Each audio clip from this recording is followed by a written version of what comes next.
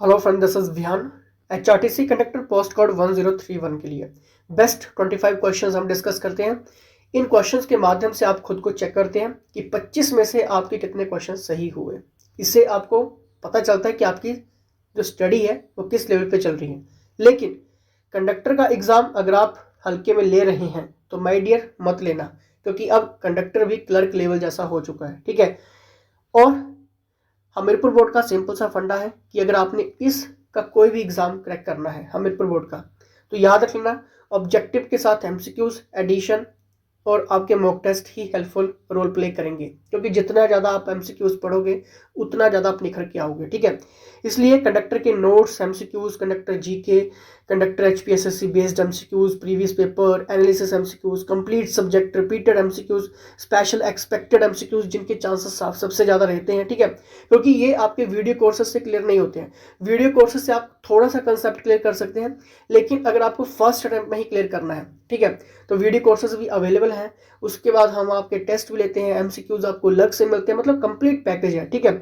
इसमें आपके कंडक्टर के mock test, short test, graph test, important test, updated test, weekly test, monthly test, HPSSC test और आपके conductor के ओएमआर शीट टेस्ट जो कि आपके शुरू हो चुके हैं। ठीक है।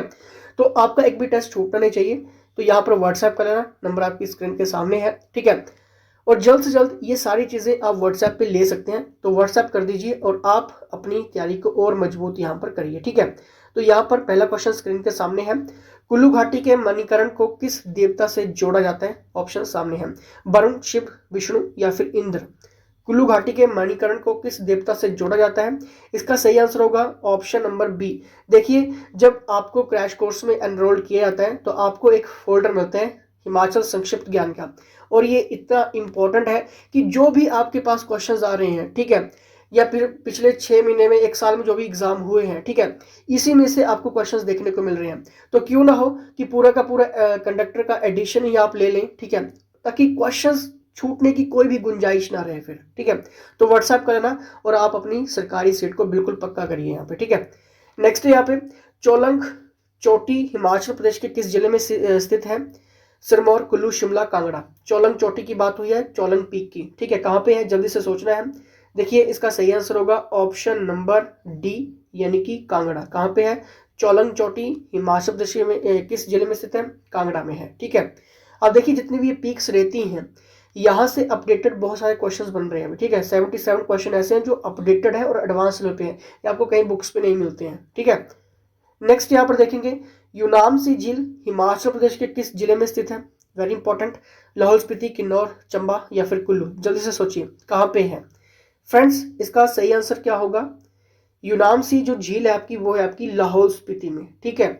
और जितनी भी लेक्स हैं, लेक से काफी एडवांस क्वेश्चन देखने को मिल रहा है। ठीक है। 125 क्वेश्चन ऐसे जो अभी एडवांस लेवल पे हैं, इसलिए हमने ये पूरा का पूरा कंडक्टर के लिए कोर्स डिजाइन किया है। अगर आप इसको लेते हैं तो आपका यहाँ पर 100% चांसेस होते हैं निकलने के। ठीक है।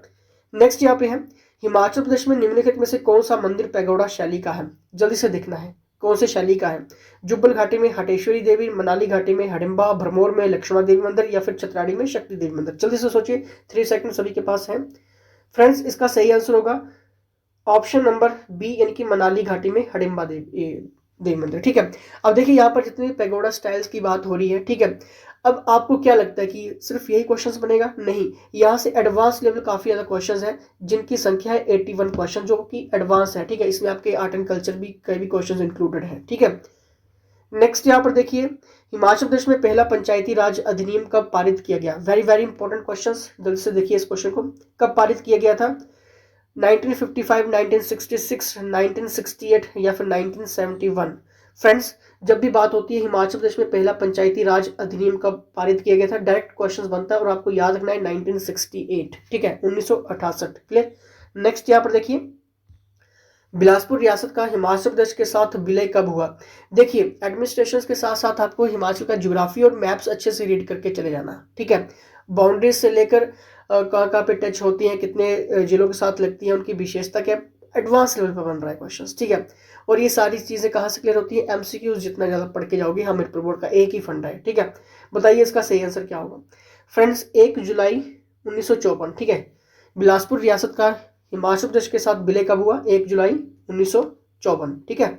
नेक्स्ट यहाँ पर देखिए, 12 मेगावाट विद्युत उत्पादन क्षमता वाली बनेर परियोजना हिमाचल प्रदेश के किस जिले में स्थित है? जल्दी से सोचिए और गलत नहीं होना चाहिए, ये क्वेश्चन गलत नहीं होना चाहिए आपका, ठीक है। लाहौल स्पीति, किन्नौर, कांगड़ा या फिर मंडी। जल्दी से देखिए, 12 मेगावाट विद्युत उत्पादन क्षमता वाली बनेर परियोजना हिमाचल प्रदेश में के किस जिले में स्थित है? जल्दी से सोचिए दोस्तों, इसका सही आंसर होगा ऑप्शन नंबर सी, यानी कि कांगड़ा। क्लियर? अगर आपने सोचा और सही हो तो वेल डन। जितने भी हाइड्रो प्रोजेक्ट टाइप क्वेश्चंस हैं एडवांस लेवल पे काफी ज्यादा है यहाँ पे, ठीक है। 111 क्वेश्चन ऐसे हैं जो एडवांस लेवल पे भी चल रहे हैं, जो आपको कहीं पे भी किसी बुक्स में नहीं मिलते हैं, ठीक है। बुक्स के सहारे मत बैठा करें। क्लियर? 1951-52 ईस्वी में गठित पहली हिमाचल विधानसभा में मनोनीत सदस्यों की संख्या कितनी थी? वेरी इंपॉर्टेंट क्वेश्चन है ये, ठीक है। और इस बार भी आपको काफी ज्यादा क्वेश्चन ऐसे हैं जो आपको लेजिस्लेटिव असेंबलीज के देखने को मिलने वाले हैं, ठीक है। और जितने भी इलेक्शंस हुए हैं, ठीक है, उस टाइप का क्वेश्चन भी रहेगा, लेकिन हम आपको सारी चीजें यहाँ पे कवर करवा देते हैं, ठीक है। इसका सही आंसर होगा 2, ठीक है। 1951-52 ईस्वी में गठित पहली हिमाचल विधानसभा में मनोनीत सदस्यों की संख्या कितनी थी? 2 थी। क्लियर? नेक्स्ट यहाँ पर देखिए, हिमाचल प्रदेश कला संस्कृति व भाषा एकेडमी की स्थापना कब हुई? ठीक है। Culture language and academy established कब हुई थी? जल्दी से देखिए, 1966, 1968, 1971 या फिर 1972। फ्रेंड्स, इसका सही आंसर क्या होगा? जल्दी से सोचिए, क्योंकि ये आपके लिए बेस्ट सीरीज चल रही है। आप कितना टैकल कर पा रहे हैं यहाँ पे? फ्रेंड्स, इसका सही आंसर होगा ऑप्शन बी, यानी कि 1968 में, ठीक है। हिमाचल प्रदेश कला संस्कृति व भाषा एकेडमी की स्थापना हुई। क्लियर? नेक्स्ट यहाँ पर देखिए, दानव नृत्य हिमाचल प्रदेश में किस क्षेत्र से जुड़ा हुआ है? देखिए, अभी जितने भी डांसर्स हैं, फोक डांसर्स हैं, ठीक है, यहाँ से क्वेश्चंस बनेगा, उनकी विशेषता से रिलेटेड क्वेश्चंस बनेगा, मॉडिफाइड होगा, ठीक है। कई बार आपको ऐसा लगेगा कि मैंने ये चीज़ें पढ़ी हुई हैं, लेकिन क्वेश्चंस कहाँ से आ गए, तो हम छोड़ते कुछ नहीं है, ठीक है। चंबा है, लाहौल स्पीति है, किन्नौर है, कुल्लू है। बताइए इसका सही आंसर। फ्रेंड्स, दानव जो नृत्य है, ठीक है, ये कहाँ से रिलेटेड है? ये है आपका लाहौल स्पीति, ठीक है, दानव नृत्य। लेकिन और भी बहुत ज्यादा नृत्य हैं, आपको सारे ही पढ़ के जाने पड़ेंगे, ऐसा नहीं कि सिर्फ यही। यहाँ से एडवांस लेवल में आपको बता देता हूँ, तो कम से कम 89 क्वेश्चन ऐसे हैं जो एडवांस लेवल पे भी, ठीक है। ये जल्दी से जल्दी ले लीजिए, ठीक है, क्योंकि इन्हीं से आपका भविष्य बनने वाला है, ठीक है। नेक्स्ट यहाँ पर देखिए, स्मार्ट सिटी मिशन के पहले चरण में हिमाचल प्रदेश का कौन सा शहर चयनित हुआ था? इंपॉर्टेंट, शिमला, धर्मशाला, मंडी, सोलन।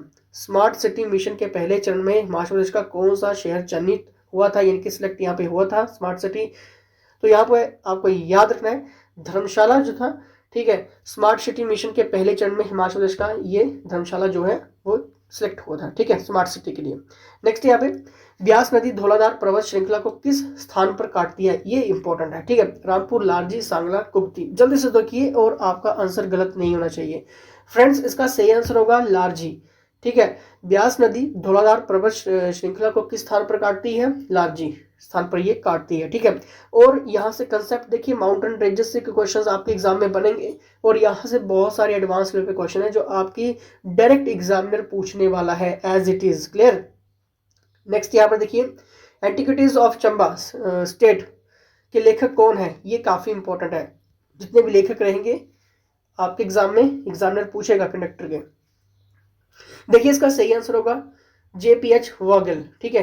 कौन है इसके writer? Antiquities of Chamba state के, ठीक है, तो आपके PH वॉगल हैं। क्लियर? नेक्स्ट यहाँ पर देखिए, विश्व बैंक की सहायता से हिमाचल प्रदेश में निर्मित 1500 मेगावाट की जल विद्युत परियोजना कौन सी है? वेरी इंपॉर्टेंट, ठीक है। क्या ये पार्वती परियोजना है, नाथपा झाकड़ी परियोजना है, कोल बांध परियोजना है, या फिर उपरोक्त में से कोई भी नहीं? जल्दी से देखिए, यहाँ पर देखिए, विश्व बैंक की सहायता से, ठीक है, वर्ल्ड बैंक की यहाँ पर बात हो रही है, ठीक है।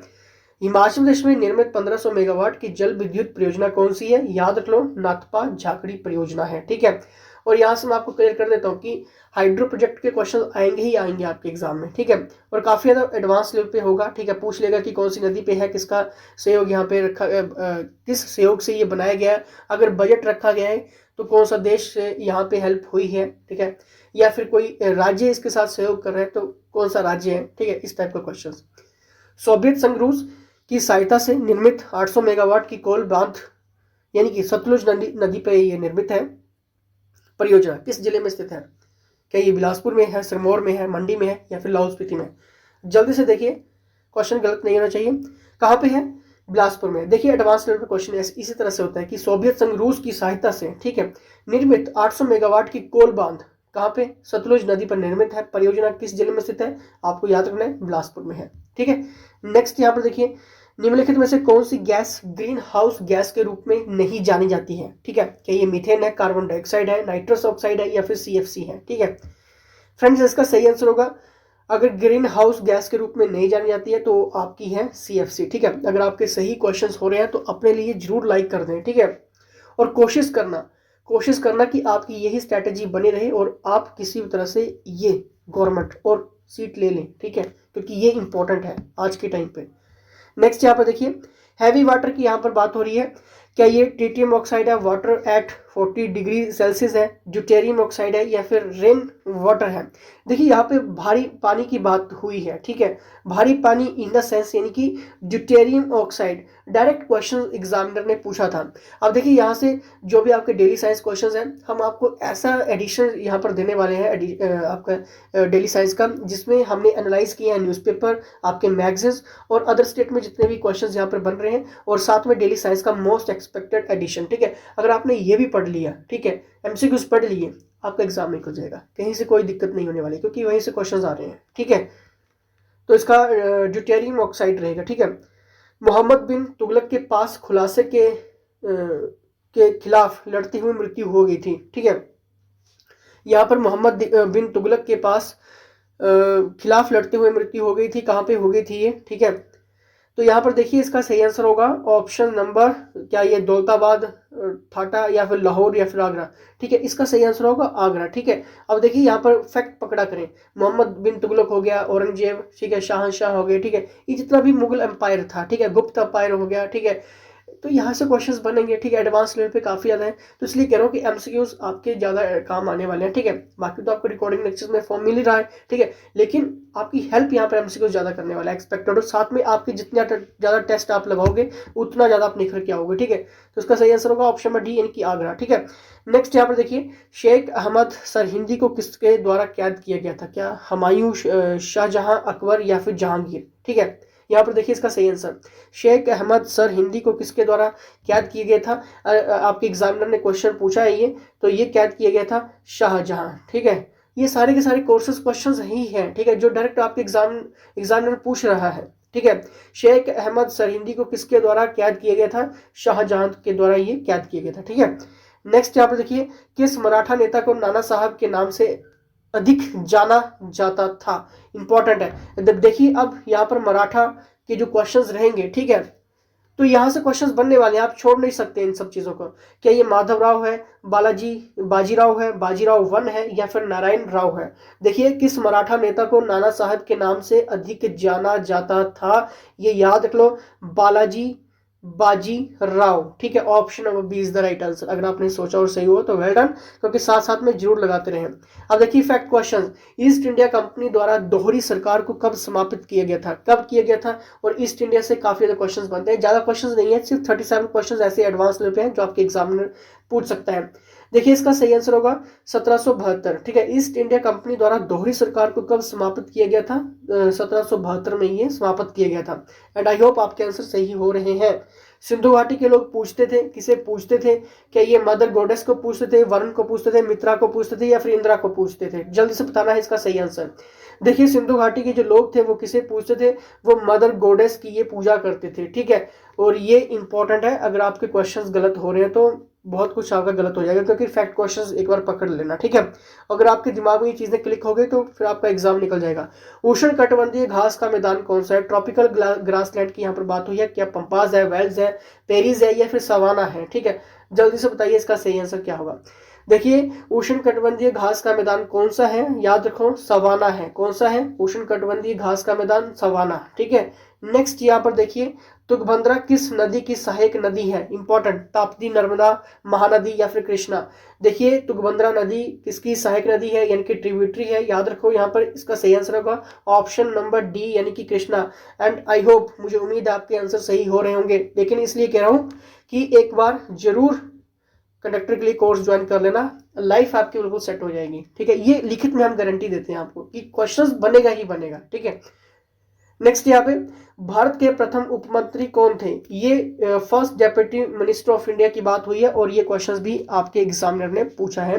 सरदार वल्लभ भाई पटेल इसका सही आंसर होगा ऑप्शन नंबर सी। ठीक है, अब आप कमेंट करके मुझे ये बता दीजिए कि 25 में से आपके कितने क्वेश्चन जो है वो सही हुए हैं। ठीक है, और आपकी कहाँ कहाँ पे किस किस टॉपिक से क्वेश्चन मिस हुए हैं, इसलिए कह रहा हूँ कंडक्टर के लिए पूरा एडिशन ले लो। ठीक है, और एक बार अपनी तैयारी को और मजबूती के साथ एग्जाम हॉल में जाइए। ठीक है, और आपके जितने भी टेस्ट हो रहे हैं उन्हें सभी अटेम्प्ट करिए। ठीक है, इससे और ज़्यादा आपकी यहाँ पर वैल्यू निखर के आएगी।